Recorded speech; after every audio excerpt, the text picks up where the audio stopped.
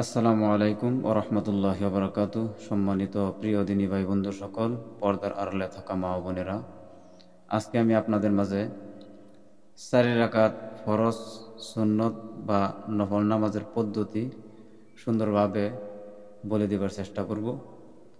কারণ আমাদের প্রত্যেকের বহুতের এরকম ঝামেলা লেগে যায় বা আমরা বহুতে জানি না কীরকম।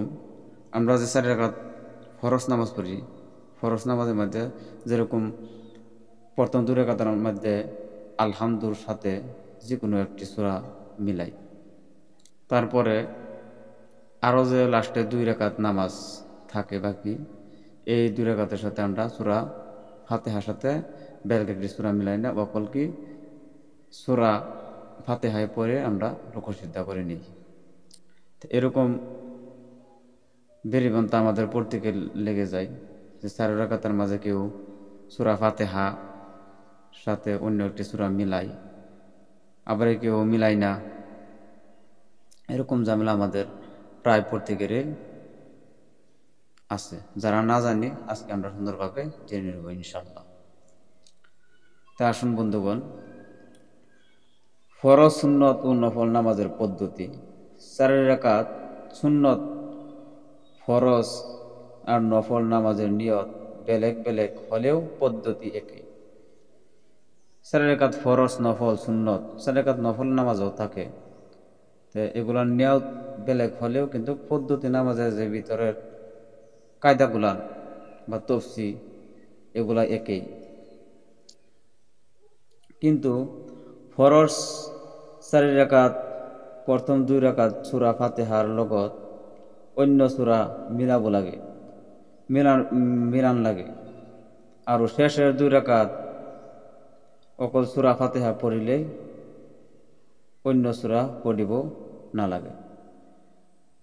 শেষের 2 রাকাতের মধ্যে শুধু সূরা ফাতিহা পড়লেই চলে, বেলেগ সূরা পড়ুন লাগে না। 4 রাকাত সুন্নত বা 4 রাকাত নফল, 4 রাকাত প্রত্যেক রাকাতের সূরা ফাতিহার লগত অন্য সূরা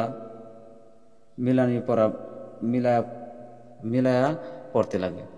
যেরকম আপনি ধরুন জোহরের 4 রাকাত সুন্নত নামাজ পড়তেছেন, তা আমরা বহুতে এই জায়গায় আমরা বেরিবন্তা জানি না বিদায় আমরা আমাদের বেরিবন্তা লেগে যাই।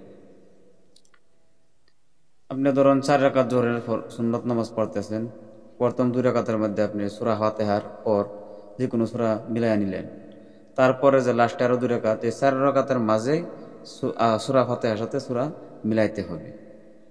বা 4 রাকাত নফল যদি নামাজ হয়, তো নফল নামাজের মধ্যেও 4 রাকাতের মাঝেই সূরা মিলাইয়া পড়তে হবে।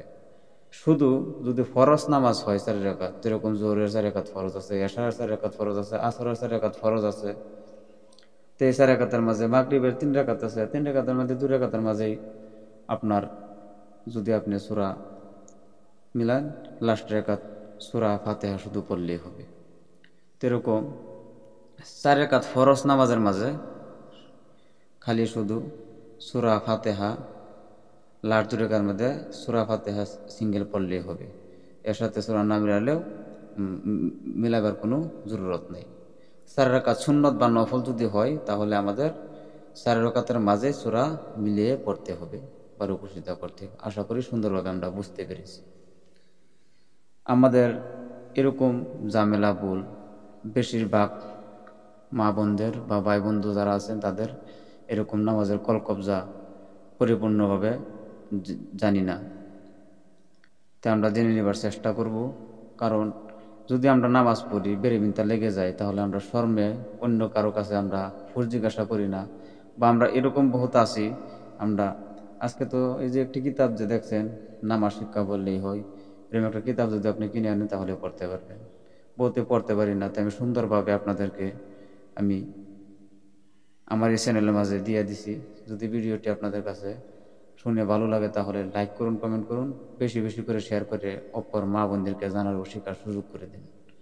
আর প্রতিদিন আমি আপনাদের জন্য এরকম ভিডিও বা শিক্ষামূলক ভিডিও আপনাদের মাঝে দেবার জন্য আমি চেষ্টা করি।